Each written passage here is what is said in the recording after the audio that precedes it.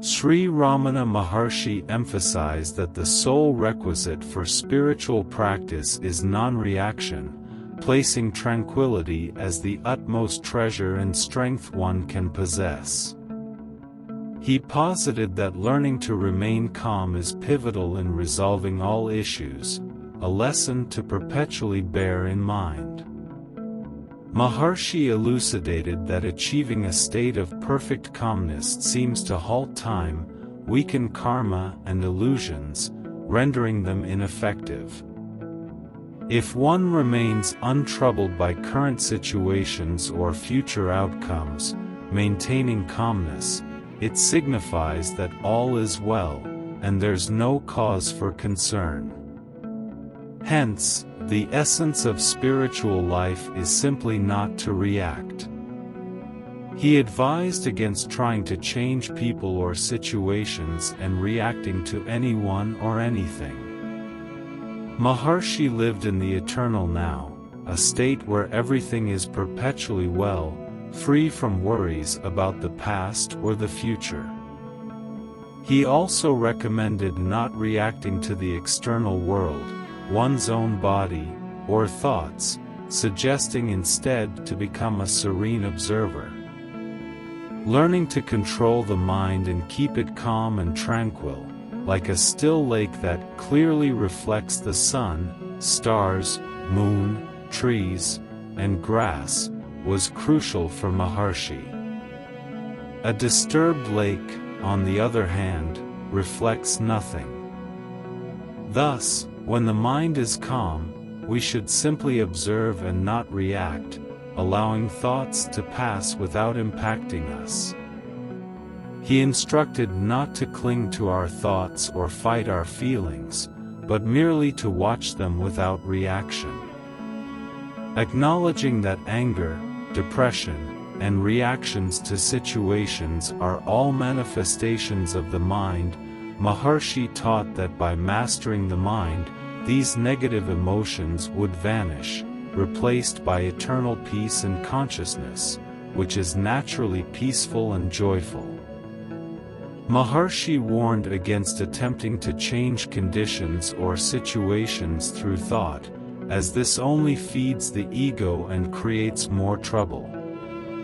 Instead, he suggested learning to control the mind, making it passive and serene, which would naturally lead to an improvement in life's circumstances. He encouraged us to recognize ourselves as nothing, reminding us that there's nothing we need to do to be happy and at peace. When the mind is empty, true happiness becomes the predominant experience. Maharshi also advised not entertaining doubts, anger, or fear, quickly focusing the mind to rid oneself of disturbing situations without allowing thoughts to expand beyond us. In summary, Maharshi reminded us that our thoughts are not our friends and should not be heeded, as they can confuse and deceive us. By not reacting and maintaining a calm mind, we can live a full and true spiritual life. Your thoughts will try to confuse and deceive you, spinning various tales. Yet, do not heed these thoughts, even those that seem to transcend everything. These thoughts contribute to your happiness, joy, and bliss, and there's no need to allocate a specific time for meditation. You can practice it while driving your car, during work, or even while listening to music. The essence is to be conscious of who you truly are, recognizing that the rest is merely a projection of your mind. This universe is, in truth, an optical illusion. When you watch a movie and see all kinds of unpleasant events but then remember, it's just a movie, you apply the same logic to life. If you simply observe everything that happens in life without reacting, without taking sides, you become free.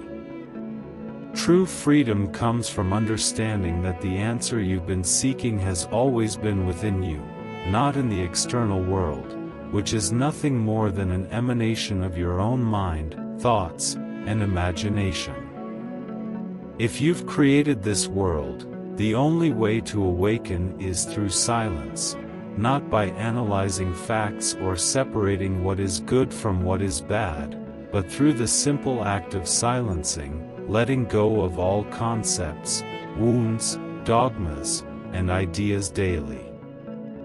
The greatest truth is to subtract, not add.